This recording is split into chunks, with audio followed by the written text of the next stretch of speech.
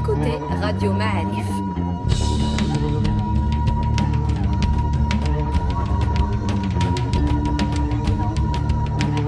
Le podcast Histoire.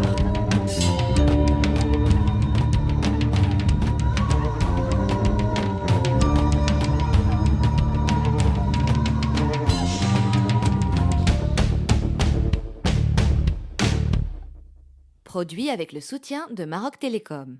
Bienvenue les amis dans un nouveau podcast Histoire de Radio Ma'arif, deuxième partie du podcast consacré à l'urbanisation de Casablanca, toujours avec Karim Louissi, l'architecte, membre de Casa Mémoire. Salut Karim. Bonjour Leda. Alors, dans la première partie, Karim je vous renvoie au podcast de la semaine dernière, on a vu ensemble tout le temps colonial, le plan Prost, la vision, l'ambition qu'il y avait pour la ville dès les premiers temps. On a aussi compris que c'était pas une ville qui partait de zéro. Donc maintenant, on va se projeter dans l'après-guerre. Et qu'est-ce qui se passe dans l'après-guerre, Karim, s'il te plaît? Alors, pour décrire en fait Casablanca juste après la Seconde Guerre mondiale, d'abord en fait la ville de Casablanca a continué à prospérer pendant la période de la guerre. Pour illustrer ça, il n'y a pas mieux que le film Casablanca qui montre en fait tous les gens qui arrivent à Casablanca, les capitaux, l'afflux des capitaux. Donc Casablanca devient en même temps un Eldorado pour certains, un cauchemar pour d'autres qui échouent en fait dans Casablanca comme un dernier port. Et Casablanca donc est une ville qui continue à grandir et à prospérer, le port qui continue à s'agrandir, les échanges commerciaux, l'industrialisation, etc. Donc la ville continue à se développer. Sauf que ce développement va laisser un certain nombre de laissés pour compte. Donc Casablanca compte 500 000 habitants en 1950. De ces 500 000 habitants, il y a 150 000 qui habitent dans les bidonvilles. Essentiellement les carrières centrales avec 50 000 habitants, Benmsik aussi avec 50 000 habitants, et des petits bidonvilles comme Ahi Hassani, Ferrara, etc. avec plus de 10 000 habitants. Donc en fait, l'ensemble des bidonvilles regroupe le tiers de la population casablancaise. Ce qui se passe aussi, c'est que les 2 tiers de la population étant musulmane, donc en fait sur les 500 000, l'autre tiers de la population musulmane vit dans des conditions aussi déplorables, que ça soit dans l'ancienne Médina ou dans la nouvelle Médina, où la densité est énorme. Donc en fait, on est dans des conditions de vie extrêmement difficiles dans l'ancienne et dans la nouvelle Médina, avec en fait à côté de la nouvelle Médina des quartiers extramuros qui commencent à se construire, Bousbir, tous ces quartiers-là qui entourent la Médina et qui sont en deçà des qualités urbaines et architecturales qu'on décrivait dans le podcast précédent de la ville européenne, ou des habous et des enchères qui sont quelque part des opérations, on va dire, marketing pour la colonisation qui vont être exposées dans l'Expo coloniale de 1931 et qui ont eu un grand succès en Europe. Donc la réalité est que développement économique est aussi des laissés pour compte. Et puis, ce qui se passe aussi après-guerre, c'est d'abord l'acte de l'indépendance de 1944, les mouvements syndicaux, les mouvements de libération nationale. Donc, en fait, les populations deviennent plus émancipées, sont plus demandent de libération, etc., etc. Donc, en fait, la colonisation répond à ces demandes d'indépendance et à ces demandes des syndicalistes marocains par un plan d'urbanisme moderne, fonctionnaliste. Et donc, pour cela, on fait appel à un autre urbaniste qui va marquer Casablanca, qui s'appelle Michel Écochard. Et donc, Michel Écochard est nommé chef de service de l'urbanisme au Maroc en 1946. Donc c'est un urbanisme d'urgence pour calmer les tensions, on est d'accord? Alors c'est un urbanisme d'urgence, ça veut pas dire que c'est des réponses qui se font dans l'urgence. C'est des réponses très réfléchies, on va essayer de les voir pendant ce podcast. C'est aussi des expérimentations urbaines intéressantes qui vont marquer le temps dans l'urbanisme et l'architecture mondiale, qui vont avoir une aura un peu partout dans le monde. Et donc en fait, c'est toute une nouvelle réflexion menée par des jeunes architectes du mouvement moderne qui va avoir lieu à Casablanca et qui va être exposée par la suite. On va expliquer pourquoi.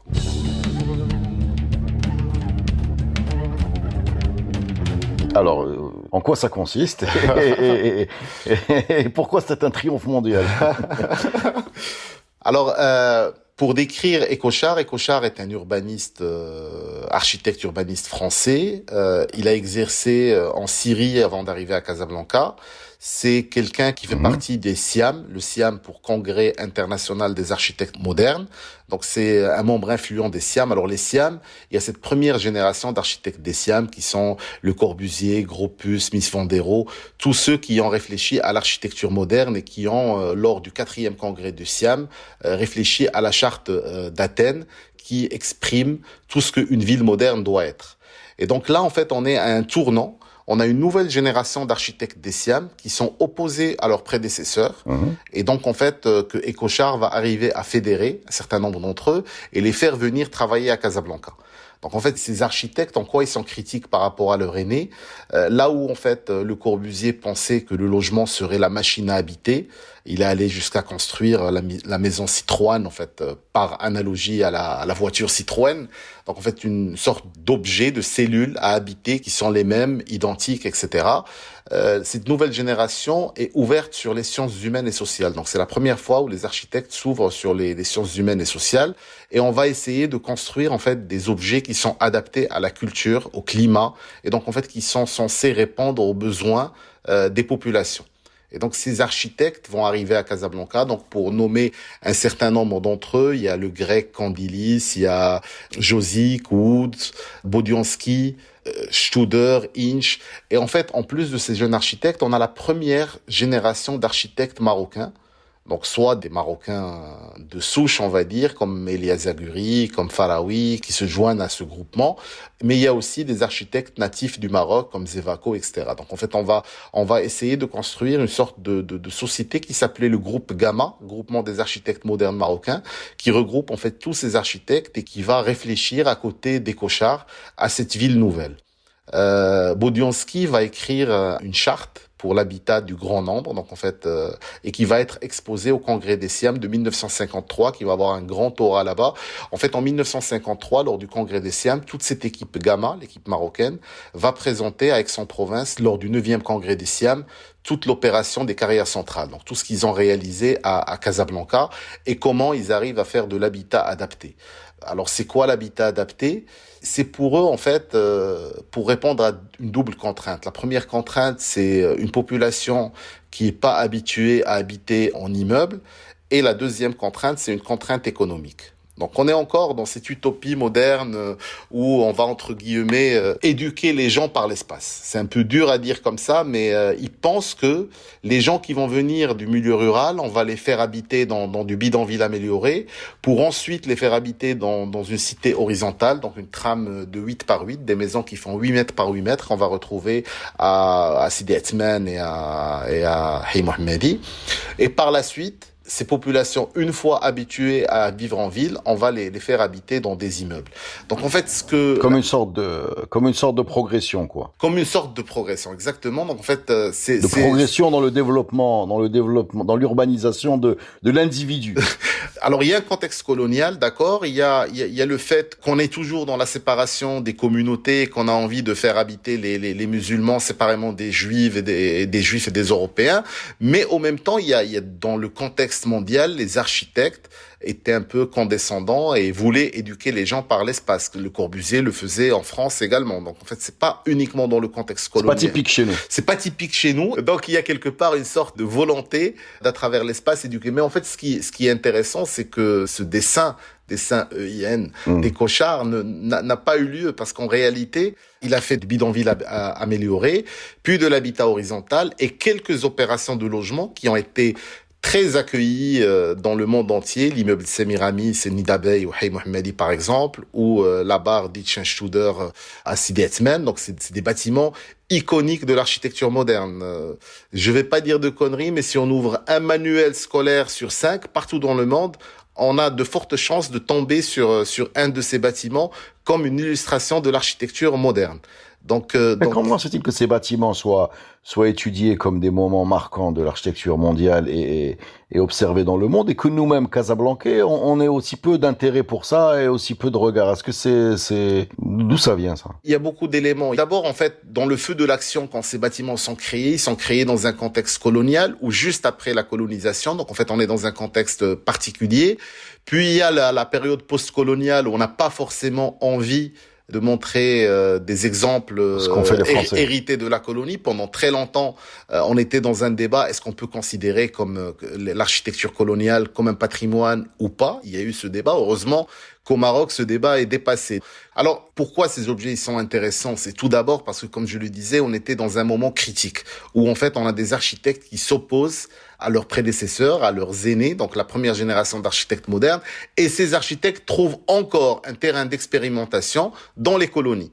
Chose qu'ils pouvaient pas avoir en France métropolitaine ou dans les autres pays européens. Et c'est pour ça qu'on a, comme je disais, par leur nationalité, Studer et Hitch, c'est des Suisses, Kandili, c'est un Grec, Josic, yougoslave, Woods, américain, Bodianski, russe. Donc en fait, il y a des gens qui viennent de partout et qui viennent trouver un terrain d'entente et un sujet d'études intéressant. Donc comment faire de l'architecture dans un contexte particulier et comment en fait intégrer des questions sociales dans l'habitat. Alors en même temps, il y a en parallèle de ce groupe-là, il y avait un autre groupe qui était très intéressant, qui travaillait en Angleterre, les Smithson, qui travaillait sur ces questions, et donc en fait comment dans le East End londonien il y a des qualités urbaines qu'on ne retrouve pas dans le centre-ville de Londres. Il y avait au même temps des gens comme Aldovin Eck qui travaillaient sur ces questions en Hollande, et donc en fait en période d'après-guerre ils créaient des aires de jeu dans les quartiers d'Amsterdam. Donc en fait c'était une sorte de transnational et des gens qui échangeaient entre eux. Et c'est là aussi qu'on va retrouver les questions dont j'ai parlé dans le podcast précédent, de transurbanité. Donc en fait, on a des fragments de Casablanca qu'on va retrouver dans d'autres villes du monde et des fragments des autres villes du monde qu'on va retrouver à Casablanca. Notamment, ces expériences dont je parlais, comme celle de Hay Mohammadi et de Sidi Othman, on va les retrouver en Algérie. Par exemple, à Oran, j'ai eu le plaisir de visiter avec Abdelrahim Qsso des quartiers qui sont en fait des reproductions faites des quartiers de Hay Mohammadi, de Casablanca. C'est intéressant de voir en fait comment les transformations ont été faites à Casablanca et comment elles ont été faites en Algérie. Donc en fait, il y a des objets comme ça qu'on retrouve un peu partout. Donc ça, c'est pourquoi c'est intéressant à étudier. Alors pourquoi on les étudie pas assez? En fait, on les souligne pas assez, nous, en tant que Marocains. Pour plusieurs raisons. D'abord, en fait, il s'agit d'un urbanisme moderne. Donc, en fait, il s'agit d'un urbanisme pour les masses, d'un urbanisme dépouillé. Donc, on n'est pas en train de faire du chichi, de faire de la belle architecture. On n'est pas dans l'architecture art déco, jolie. On est dans une architecture sobre, voilà, pour caser les gens. On est dans une architecture moderne, brutaliste parfois. Et donc, en fait, on est dans des objets qui sont intéressants, mais que les gens ont du mal à porter du regard. D'ailleurs, quand on fait du travail sur Hay Mohammadi, quand on visite Hay Mohammadi avec des étudiants étrangers, ou là, Sidi Othman, ou Hay Hassani, par exemple, on est souvent interpellé par les habitants eux-mêmes qui sont interpellés par le fait qu'on ait de la considération pour leur quartier. Le travail qui a été fait par Casa Mémoire dans ce sens est très intéressant parce qu'aujourd'hui, il y a beaucoup de guides bénévoles issus de ces quartiers et qui arrivent à comprendre c'est quoi l'intérêt de leur quartier et en fait ce patrimoine qui est notre bien commun et pourquoi en fait dans l'histoire d'urbanisation de Casablanca et mondiale, en fait ces quartiers sont d'un intérêt particulier. Alors, ce qui est intéressant, comme je disais tout à l'heure, c'est que contrairement à ce que pensait Ecochard, qui lui pensait que petit à petit, on va transiter vers l'habitat en immeuble. Donc en fait, on va démolir la trame 8 par 8, la trame horizontale, et on va aller vers les immeubles. Ce qui s'est passé, c'est que les habitants ont eu un faible pour la trame 8-8 qu'ils ont très rapidement. Donc en fait, la trame 8-8, c'était quoi? C'était des maisons de 64 mètres carrés. Donc on a 8 mètres par 8 mètres. On a une petite cour. Et on a 3 chambres autour. Et très vu de haut, ça ressemble à un nid d'abeille, quoi. Ça peut ressembler à un nid d'abeille. En fait, le nid d'abeille, c'est un autre immeuble, mais ça aussi, ça peut ressembler à un nid d'abeille. Donc, et puis, il y a une sorte de méta building. En fait, on prend cette trame et en fait, on la met sur un grand territoire. C'est comme un tapis, en fait, qu'on vient dérouler sur tout un territoire. Et puis, les habitants, ce qu'ils ont fait, très rapidement, il y a des photos des années 50. Donc, on livre en 52 et en 53-54, bien avant l'indépendance. Les gens commencent à transformer. Commence à rajouter un étage, un deuxième étage, un troisième étage. Aujourd'hui, il y a même des trams 8 par 8, des maisons de 8 par 8 qui sont sur, par exemple, boulevard Bint Chefine, où on arrive à 6 étages. Donc, et ça, en fait, c'est très particulier parce que, à la fois, il y a la réflexion européenne de dire, voilà, on va mettre les gens, voilà le dessin et voilà la ligne de conduite de ces bâtiments. Et puis, il y a l'habitant qui intervient et c'est pour ça que je considère personnellement que c'est un double patrimoine. Il y a l'habitant qui essaie en fait et qui transforme et qui réussit dans sa transformation. au point que aujourd'hui, en fait, quand on demande aux Marocains de manière générale quel type de logement vous préférez, si ce n'est pas la villa, parce que la villa elle est un peu chère, donc la plupart des Marocains aiment ce qu'on appelle l'habitat marocain, Dar al-Maghribiya, où il y a le rez-de-chaussée avec les deux commerces, le hanout, et il y a les 3 ou 4 étages au-dessus, où en fait on peut avoir une famille avec les parents dans un étage, les enfants qui grandissent, et en fait chaque maison va se développer au rythme de ses occupants, c'est-à-dire un enfant qui se marie, on va lui construire un étage, etc. Et ça, en fait, ça prend naissance à partir de ce moment-là. Et ça prend naissance à Hi Mohammadi et à Sidi Atman. Donc, on fait les premiers bâtiments, on a les premières transformations. Ce qui est intéressant, c'est que ces quartiers, par les transformations de leurs habitants, plutôt qu'être des cités dortoirs comme le sont aujourd'hui les banlieues en France, sont devenus des cités de mixité. Parce que au rez-de-chaussée, on a des commerçants qui sont installés, des garages, une couturière, une banque, etc. Et puis, on a de l'habitat. Donc, en fait, on a créé de la mixité à travers les changements opérés par les habitants. Alors, pour voir en fait comment cela se passe très vite, on a Hi Mohammadi, comme je disais, et Sidi Atman qui se construisent au début des années 50. Et en 58, on a le premier quartier qui se construit après l'indépendance. Et donc, en fait, c'est le quartier de Drb Jdid, Hi Hassani aujourd'hui, qui va être confié à Elie Azaguri, le doyen des architectes marocains. Et Azaguri avait déjà compris en 58 que l'immeuble, on n'ira pas à l'immeuble. Et qu'en fait, on va construire des petites cellules de tram 8 par 8 pour les habitants, mais on va déjà prévoir des plans d'extension de ces logements. Et qu'en fait, on va jamais démolir. C'est-à-dire qu'on va intégrer les transformations des gens dans le projet de base. Exactement. C'est-à-dire, en fait, on s'est inspiré des transformations faites par les habitants et on les a anticipées dans les logements qu'on fait à Hi Hassani. Donc, en fait, on va construire... Ce qu'on voit à Hassani et qu'on va finir par voir dans tous les quartiers de Casablanca, c'est-à-dire... Qu'on voit dans 80% de la ville marocaine générée par du lotissement. Donc, en fait, tout ce qui est construit comme lotissement dans les années 60, 70, 80, ce qu'on appelle l'habitat type marocain, c'est un habitat. Après, la trame va changer. On n'est plus sur du 8 par 8. Parfois, on est sur du 10 par 10 ou enfin, on a des trames différentes. Mais c'est ce qui génère la majeure quartier de l'Oulfa, de Bernossi, on va trouver en fait cette architecture un peu partout, cet urbanisme un peu partout. Donc c'est un urbanisme qui part de la cellule monofamiliale et parfois en fait c'est un opérateur public ou privé ou semi-privé qui construit les rez-de-chaussée et les gens vont par la suite faire les surélévations. Donc ça, c'est très important et aujourd'hui, beaucoup d'exemples partout dans le monde s'inspirent de ces exemples de quartiers à Casablanca. Alors, pour faire le lien avec Boudiansky, donc j'ai dit tout à l'heure que c'est Boudiansky qui a écrit la charte de l'habitat pour le plus grand nombre et donc qui a généré tout ça. Boudiansky disait une chose, il disait que l'architecture est éphémère et que l'urbanisme est pérenne. Donc en fait, pour lui, l'urbanisme doit durer dans le temps et l'architecture est quelque chose d'éphémère. Donc il considérait qu'une cellule d'habitation naît, vit et meurt, et que l'urbanisme doit devoir rester au-delà. Et c'est exactement ce qui s'est passé dans ces quartiers, parce qu'en fait, l'urbanisme est resté. L'intérêt des quartiers des Cochards, c'est que dès le départ, il a intégré tous les équipements urbains. Aujourd'hui, quand on parle de Hi Mohammadi, d'ailleurs, il y a eu un super podcast avec notre professeur l'historien, exact, sur Hi Mohammadi. Quand on parle de Hi Mohammadi, on doit jamais occulter le fait que dès le départ, et donc en fait, au même moment qu'on avait que du bidonville amélioré et du bidonville, on a construit la maison de jeunesse, on a construit le cinéma Saada, on a construit le terrain du TAS et on a construit un certain nombre d'équipements qui ont fait ce qui s'est passé à Hi Mohammadi. Donc en fait, qui ont permis en fait toute cette énergie culturelle, sportive, etc. Et donc, en fait, c'est un enseignement important de l'urbanisme des Cochards qui, avec peu de moyens, a réfléchi à comment faire, en fait, un urbanisme. C'est un urbanisme qu'on peut qualifier aujourd'hui d'urbanisme résilient.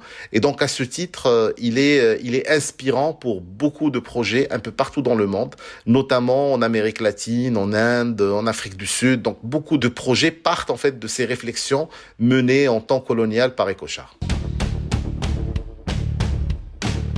Dernière question sur les Cochards. On a parlé beaucoup, c'est apparemment quelque chose d'important dans l'urbanisation de la ville, de travail des Cochards dans les quartiers populaires, ouvriers, prolétaires. Est-ce qu'il a d'autres projets dans d'autres quartiers, ce monsieur Cochard?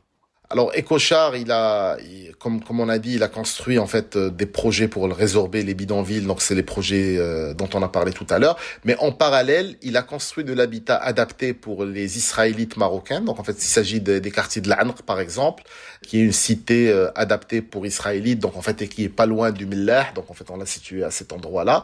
Et de l'habitat adapté pour... Enfin, excuse-moi, tu parles de la cité de l'Ankh, c'est-à-dire les grandes barres jaunes en face du phare. Il y a les grandes barres jaunes en face du phare et il y a en fait l'autre cité qui est juste à côté de la mosquée Hassan II. C'était à la base pour les Marocains juifs. C'était pour les Marocains juifs. D'accord, ok. C'était juste pour situer.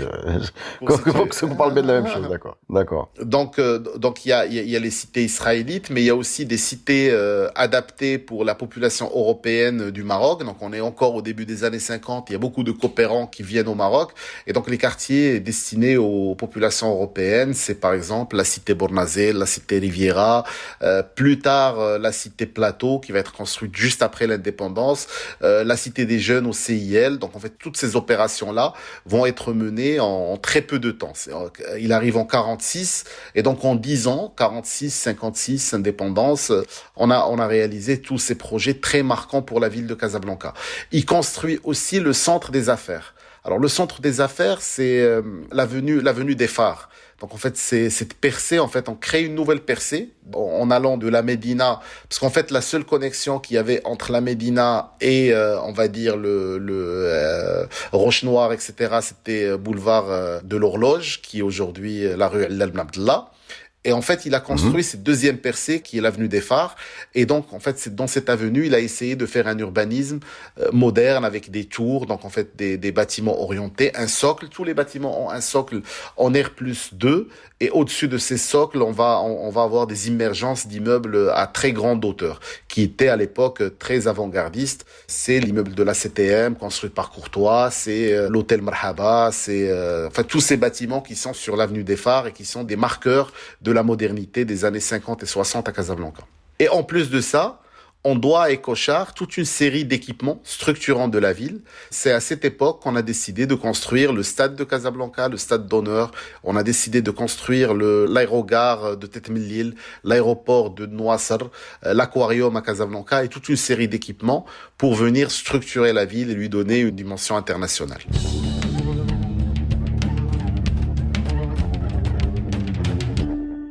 Alors, je crois qu'on va faire un saut en termes de temps, et on va passer dans une autre période charnière de Casablanca, si je ne me trompe pas. C'est bien ce que tu nous as annoncé en préparant ce podcast.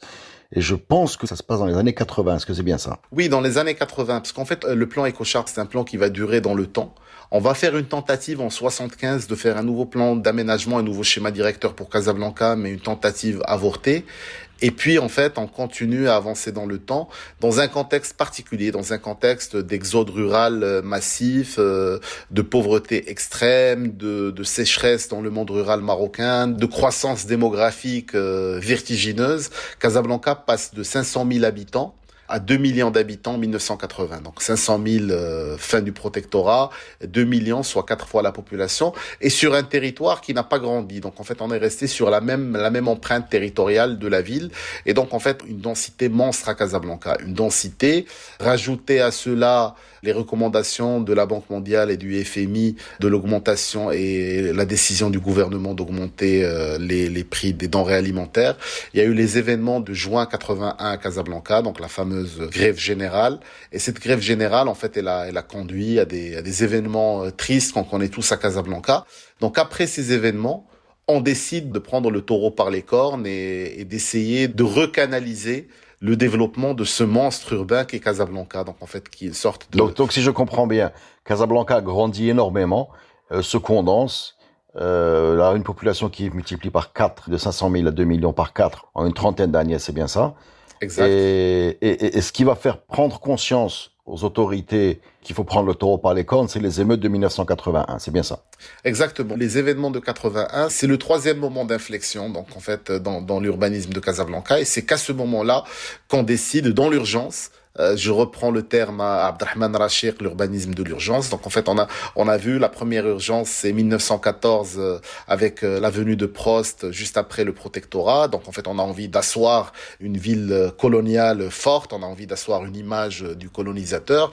1946, l'arrivée des cochards. Donc en fait, dans un contexte de mouvements nationaux, etc., on essaie de calmer les gens et d'amener la paix sociale par une politique urbaine. Et la troisième urgence, c'est 81, après les événements de 81, où on décide de, encore une fois, à travers l'urbanisme, de répondre à des maux de société qui sont immenses. Alors, quelles sont les décisions qui vont être prises suite à ces émeutes, ces décisions qui sont principalement sécuritaires, c'est bien ça, mais comment elles vont impacter la ville, ces décisions sécuritaires? Alors le SDO qui suivra en fait les événements de 81, c'est le SDO qui a été mené par l'équipe le SDO pour schéma directeur d'aménagement urbain.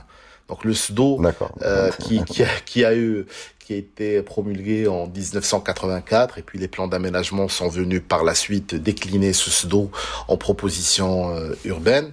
Qu'est-ce qu'il a amené? D'abord, en fait, il a essayé de poursuivre un certain nombre d'éléments apportés par le plan Écochard, notamment le fameux développement linéaire. J'en ai pas parlé tout à l'heure quand on parlait d'Écochard, mais en gros, Écochard voulait lier Casablanca à Mohammedia et voulait profiter en fait des infrastructures routières, ferroviaires, etc.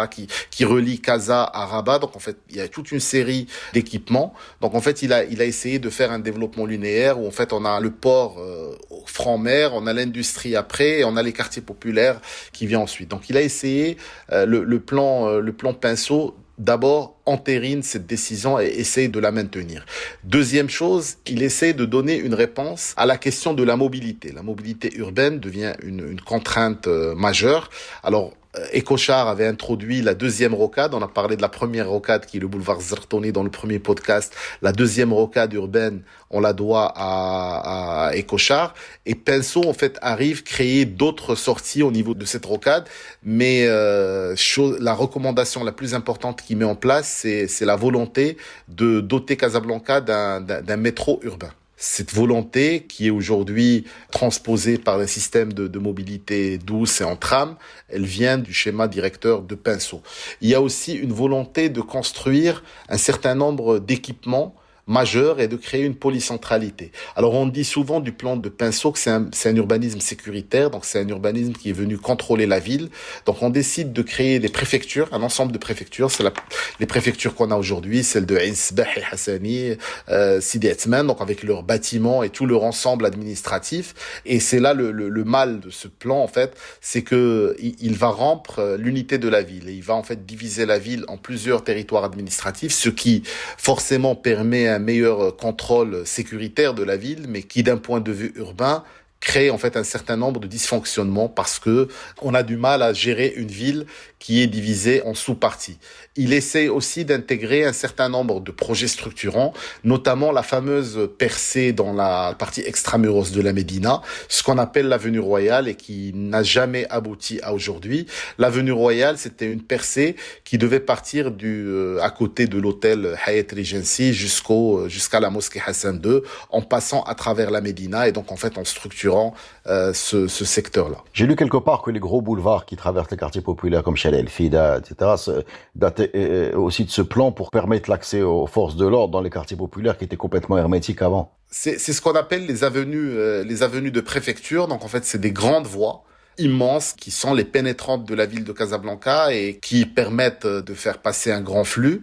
Mais c'est un peu comme le plan du baron Haussmann à Paris, en fait, entre les ambitions affichées par le baron Haussmann qui parlent que d'hygiène et les détracteurs du baron Haussmann qui parlent de la volonté d'introduire des chars à Paris. C'est la même chose pour le plan Pinceau.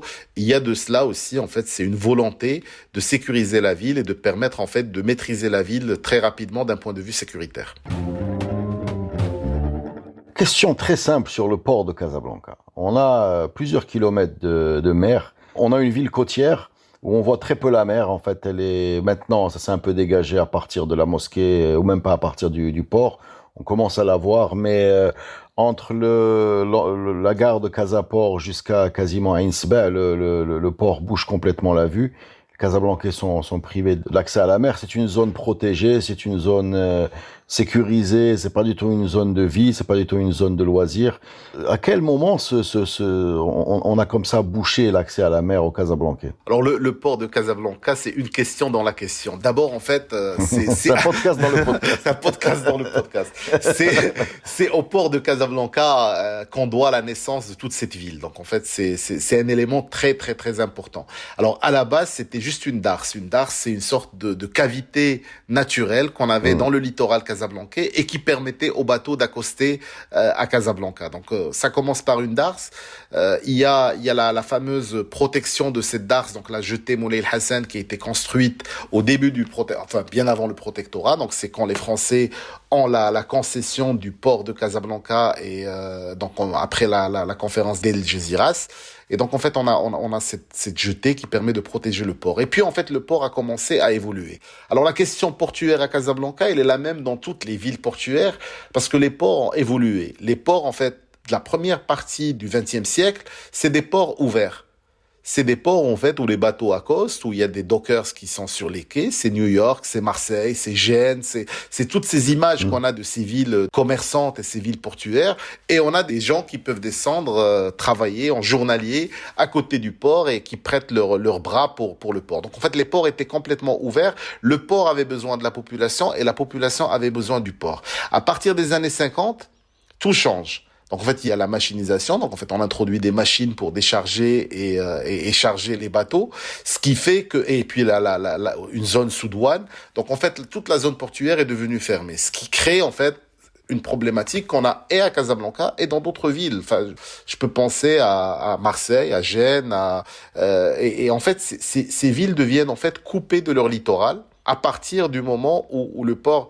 Alors heureusement, le port est une structure vieillissante. Et donc un port construit dans les années 50 devient quelque part obsolète aujourd'hui. En fait, on est censé récupérer ces territoires. C'est aujourd'hui une des questions majeures pour toutes les villes portuaires au monde. On voit comment Barcelone a récupéré son port, comment Valence a récupéré son port, comment Marseille est en train de récupérer son port, comment Gênes est en train de récupérer son port, Baltimore, etc. Donc en fait, on a toutes les villes portuaires qui ont en fait une sorte de reconquête du littoral et donc en fait le port on le pousse un peu au lointain. C'est ce qui arrive aujourd'hui à Casablanca, notamment avec la zone où il y a la marina qui a été récupérée et aujourd'hui en fait on a un projet qui est censé récupérer d'autres territoires au niveau du port de Casablanca, notamment l'ancien port de pêche qui va être délocalisé du côté de Ain Seba. Et du coup, en fait, la ville va récupérer cette partie, les chantiers navals, la base militaire, tous ces parties-là, en fait, ils seront récupérés dans un projet. Maintenant, la question qui se pose, que va-t-on faire de ces projets? Est-ce qu'on va encore faire des projets privatifs qui vont maintenir l'exclusion d'une certaine population au littoral? À la mer. Où en fait on va faire des projets intégrés permettant à toutes les populations de profiter en fait du littoral casablancais. Autre question, tu nous as dit dans le plan Pinceau 1984, c'est bien ça? Oui.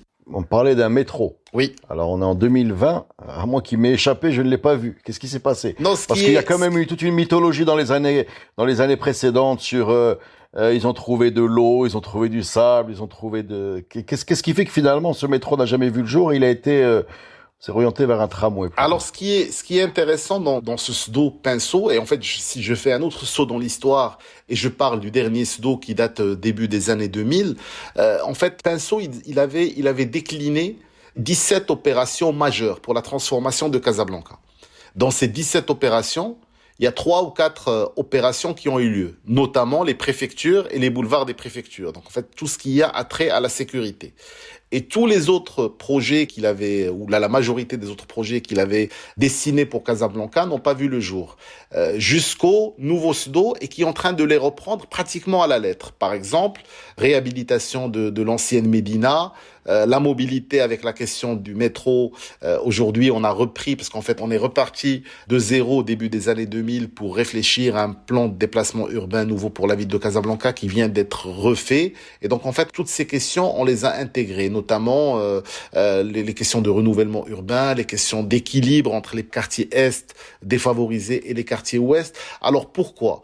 J'ai pas de réponse claire, mais en fait, j'avancerai l'hypothèse que Casablanca n'était pas forcément la ville qu'on voulait développer d'une manière importante. Donc c'était pas, on a fait des projets dans d'autres villes. On a laissé Casablanca en dernier. Casablanca, il suffit de voir, en fait, les guides touristiques marocains des années 70-80. Casablanca, c'est circulé, il y a rien à voir. C'est la ville des pas civilisés, la ville où il y a pas de sécurité, la ville pas jolie, la ville moche, etc.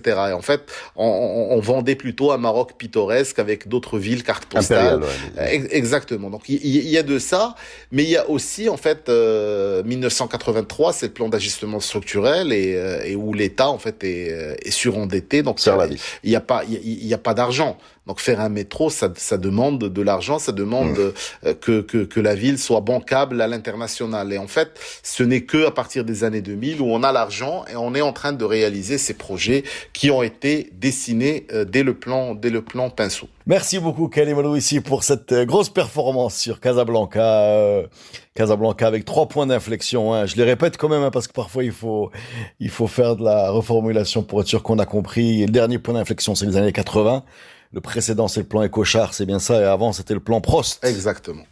D'accord. Avec une ville qui a beaucoup plus de densité, d'histoire qu'on le croit. Et qui regorge d'histoires à raconter. La preuve est faite avec ce nouveau podcast de Radio Ma'alif.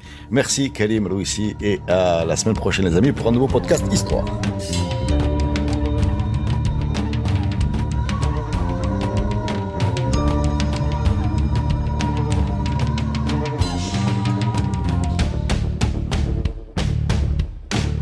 Ce podcast est produit avec le soutien de Maroc Télécom. Maroc Télécom, un monde nouveau vous appelle.